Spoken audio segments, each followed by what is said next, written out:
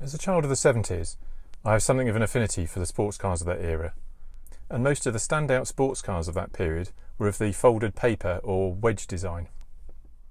Chief among them, of course, was the Lamborghini Countach, literally the poster child of the form. Other wedge cars coming out of Italy included the Ferrari Dino 308 GT4, the Lancia Stratos, and the more accessible Fiat X19. Closer to home, we had the bonkers Aston Martin Lagonda, and my favourite ever car, the Lotus Esprit. Of course, I never saw any of the exotic cars, and even the Esprit was a relative rarity. But the one car I saw more of was the Triumph TR7. So the TR7 was quite a departure for Triumph in terms of design. Up to 1974, their TR series had really embraced the curvaceous and more organic design. When it was advertised, it was declared to be the shape of things to come. Well, maybe that was true, because after that there was an awful lot of cars that came out with a wedge style.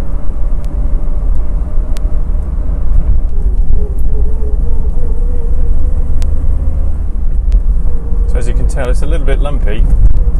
It's quite a challenge to keep the revs up and keep it going. And I think the brakes could probably do with a little bit of attention. I get the feeling though it's kind of looking for a bit of open road. It's looking for me to be able to let it open up the taps and really get moving. Just moving around, manoeuvring around these roads around the park. It's just not allowing it to get its head.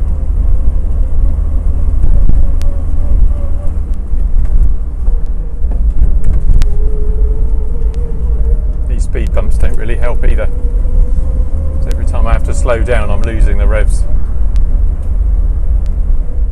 The first few years of TR7 production were at the Speke factory near Liverpool, but relations between management and the workforce were not good, and there were a lot of build quality issues. Also, most of the early cars produced were for export. So those two factors mean that there aren't many early UK market cars still around. So to find a car like this one, built at Speke in 1976, in right-hand drive, with the original Tahiti Blue paint, and pretty much all of its original mechanical parts, is quite astonishing. This one was Z-bar undercoated when it was new, and it's clearly had a series of very careful owners who've looked after it and preserved its originality. It's being sold at the market.co.uk classic car auction site. I'll put a link in the description below to see the car's details. It's already attracting a lot of interest, particularly at the estimate of between £8,000 and £15,000.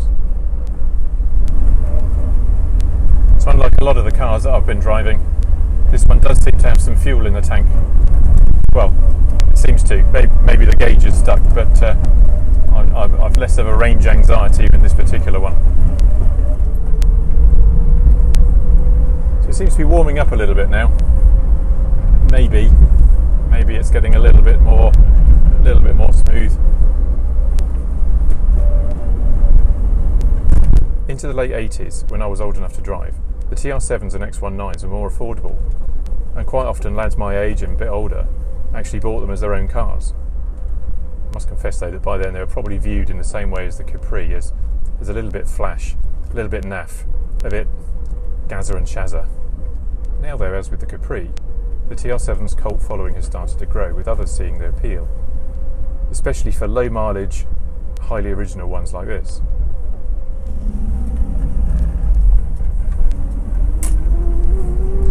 And me, what do I think of it now?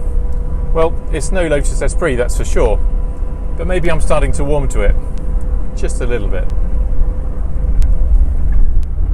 I hope you've enjoyed this video.